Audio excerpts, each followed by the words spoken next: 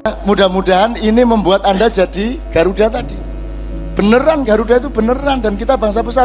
Dan wayang ini Pak bukan itu India, bukan orang India, bukan itu khasanah dari India. Orang India itu provinsi kita, pusatnya di Kediri, Astinapura. Mereka kita suruh bercerita, menulis tentang kekuasaan kita di sini. Memang mereka yang berkarya, tapi mereka kita suruh menulis tentang kita di sini. Jadi Arjuna itu mbah kita, Puntadewa mbah kita, mereka itu semua mbah kita. Yo bawa sampean turunane belung ya soalan lah. Ono sing turunane canggih, ono gak masalah. Maka karena mereka nulisnya itu teknis akademis, disempurnakan oleh Sunan Kalijaga. Ndak bisa cuman Mahabharata garing koyok ngono, kudu ana fungsi Ponokawan.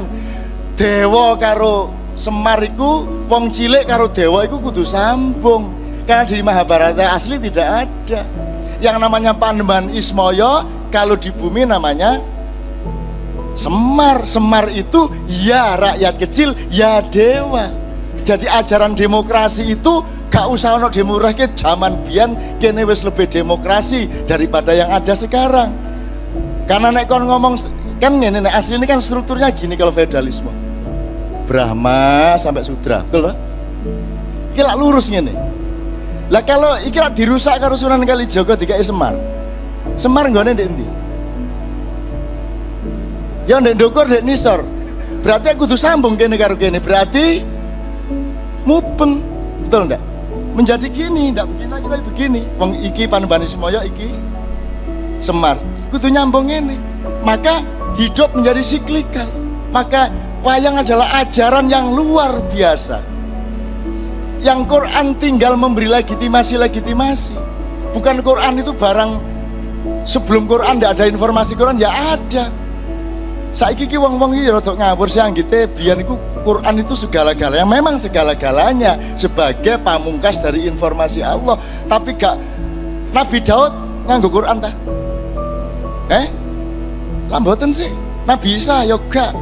Nabi Muhammad ae wis meh gak ono lho kae jangkep Qurane. Nggih ta mboten? Bukan saya merendahkan Quran, Quran itu memang segala-galanya dari firman Allah. Tapi ojo lali Nabi Adam iku modho ndek bumi gak kok terus gembol Quran ngono gak. Gurung ana Quran waktu iku. Dan dunia dengan ada Al-Quran itu segini dibanding sak depo dunia tanpa Al-Quran. Betul enggak?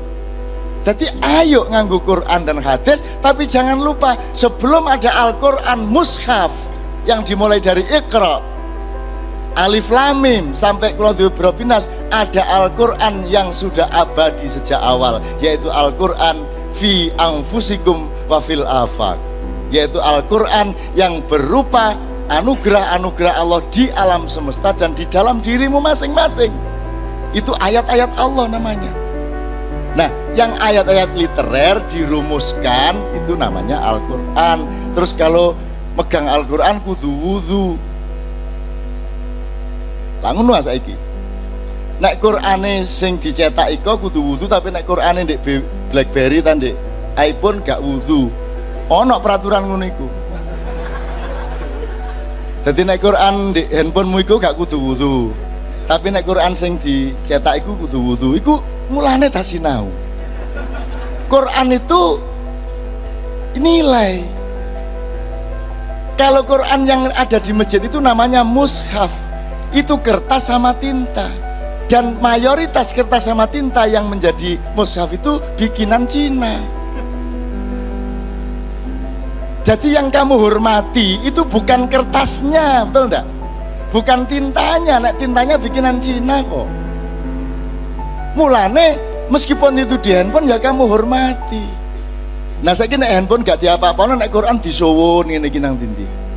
Ya bener ya apik, cuman terus ojo terus oh kalau yang di masjid itu harus kita gini kan, kalau di handphone enggak apa-apa itu enggak anu kok enggak harus wudu gitu loh. Itu bukan Quran, itu mushaf. Quran itu nilai, ditulis supaya sambung kepada kebudayaan manusia dengan cara menuliskan manual yang namanya mushaf. Wayang yang ngono.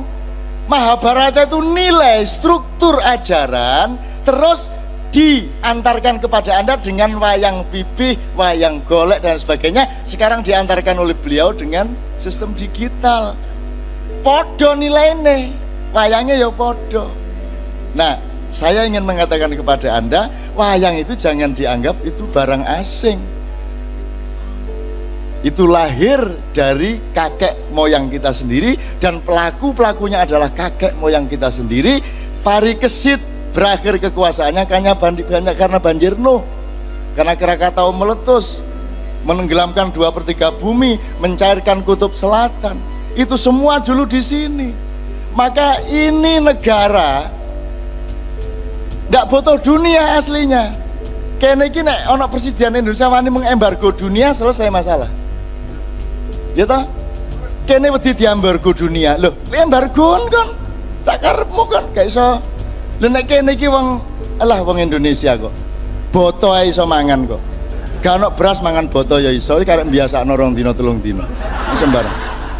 Gak iso jangan ya sandale diirisi dicecek ya iso. Wong Indonesia. Dan siapa yang lebih kaya dari kita?